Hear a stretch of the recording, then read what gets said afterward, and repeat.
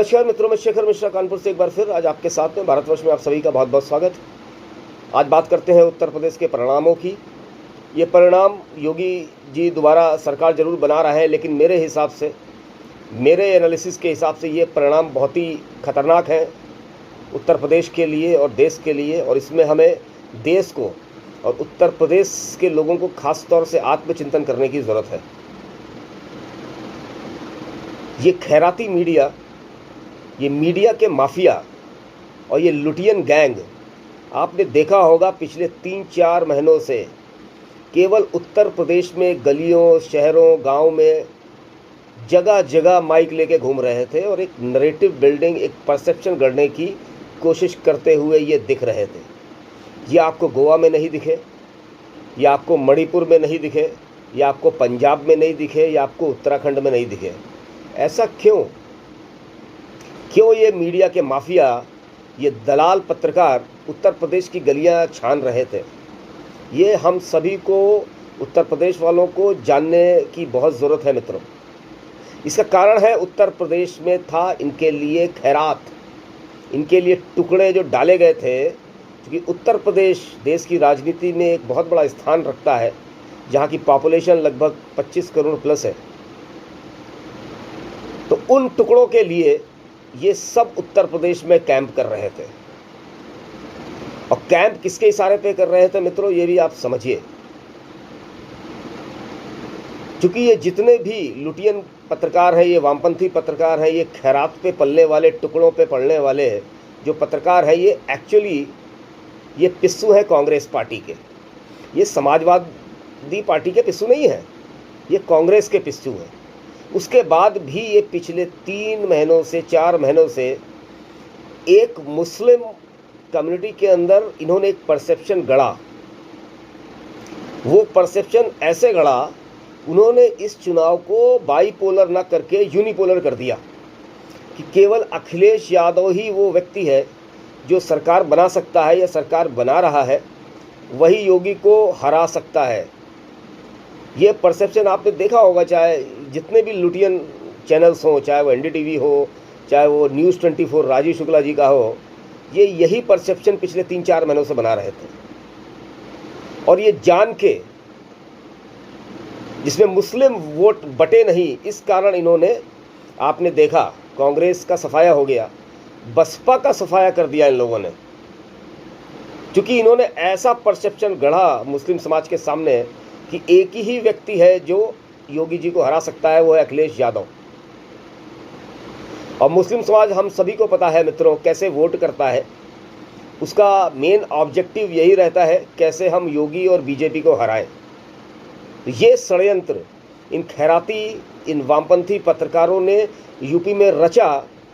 वैसे पूरी तरह तो ये सफल नहीं हो पाए, लेकिन कुछ मायनों में अगर हम सभी देखें तो ये सफल हुए हैं।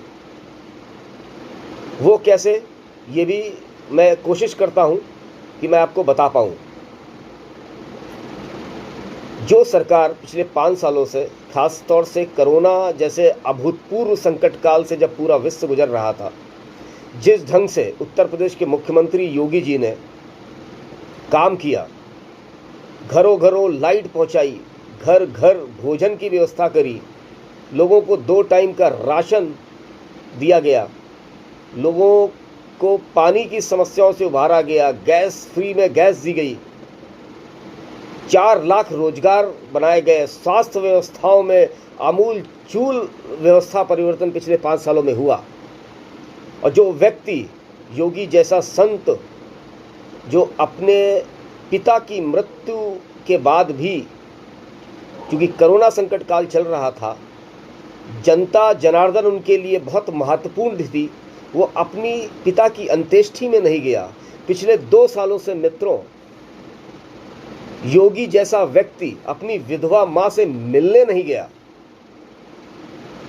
तो जिस प्रकार की सरकार उत्तर प्रदेश में कोरोना कालखंड में थी, पिछले 5 वर्षों में जिस ढंग से इन्होंने काम किए हैं, आप देखेंगे पूरे देश के अंदर ऐसा मुख्यमंत्री मिलना इम्पॉसिबल है। Yogi Adityanath has been one of the best, he is the best. in India as far as chief ministership is concerned, the work profile is concerned. तो ऐसा क्या है कि जब पिछली बार 325 सीटें आई थी, इस बार 272 या 275 के आसपास सीटें आई हैं। ये हम सबको इस विषय के अंदर आत्मचिंतन, आत्ममंथन करने की ज़रूरत है मित्रों। हमें बहुत ज़्यादा खुश होने की इस परिणाम से ज़रूरत नहीं है, क्योंकि इन खैराती, इन वामपंथी दलाल, इन्होंने यही सेम घटना है। इस वामपंथी पत्रकारों ने, खैराती मीडिया ने, लुटियन गैंग ने ममता बनर्जी के चुनाव में बंगाल में भी सेम यही किया था। इन्होंने खैरात पे एक लोगों का परसेप्शन बनाया बंगाल के अंदर कि सीपीएम तो कहीं लड़ी नहीं रही है, कांग्रेस पार्टी तो कहीं लड़ी नहीं रही है, केवल ममता बनर्जी बीजेपी और मोदी को रोक सकती है। ये परसेप्शन क्रिएट किया गया बंगाल में। उसका परिणाम क्या हुआ? जो मुस्लिम, जो वोट बैंक है भारत का, जो केवल मोदी, योगी और बीजेपी के अगेंस्ट में जाता है और कोई लॉजिकल कारण उसके पास वोट देने का होता नहीं है, वो लगभग 30 से 35% जो बंगाल में है, वो पूरा 100% ममता बनर्जी को मिला और ममता बनर्जी वहाँ पर जीती। और इस लुटियन गैंग को जो बीजेपी 3 से 70 पहुँची, उसमें मोदी की हार दिखी। यही लुटियन गैंग सेम कॉन्सेप्ट पे, सेम अपने षड्यंत्र के तहत यूपी के चुनाव में भी यही पिछले 3, 4, 6 महीनों से करता हुआ दिख रहा है। और आज भी आप एनडीटीवी, मैंने कल देख रहा था, तो बीजेपी की उत्तर प्रदेश में प्राइम टाइम पे ना दिखा के आपका सेलिब्रेशन पूरे देश को दिखा रहे थे। एक नैरेटिव करने की कोशिश कर रहे थे कि मोदी तो हार रहा है।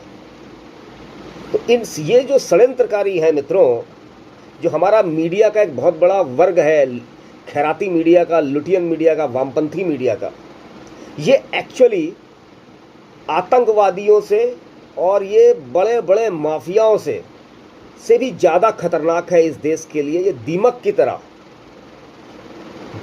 तरह, बिच्छुओं की तरह इस देश का खून पी रहा है, खून चूस रहा है मित्रों। हमें इस लुटियन गैंग से, इस वामपंथी मीडिया तंत्र से, हम सभी उत्तर प्रदेश के नागरिकों को और देश के नागरिकों को बहुत सावधान रहने की ज़रूरत है।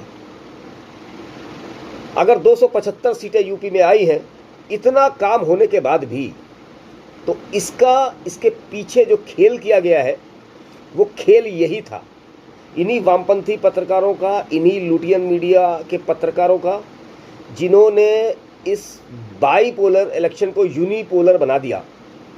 और इनके जो टारगेट में थे वो थे मुस्लिम मतदाता।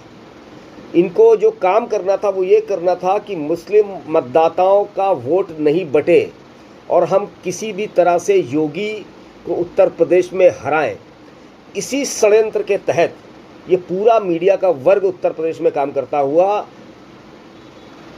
दिख रहा था और कर रहा था। लेकिन अल्टीमेटली उनको पूरी तरह सफलता नहीं मिली। लेकिन जिस प्रकार का उत्तर प्रदेश सरकार ने काम किया, उसके हिसाब से इस बार योगी जी को कम से कम 350 सीटों के आसपास की सीटें उत्तर प्रदेश में लानी चाहिए। क्योंकि 2017 में योगी जी जब मुख्यमंत्री का चेहरा नहीं थे, तब उस बार 325 सीटें आई थी। इस बार तो योगी जी मुख्यमंत्री का चेहरा थे, तो इतनी सीटें कम कैसे हो गई?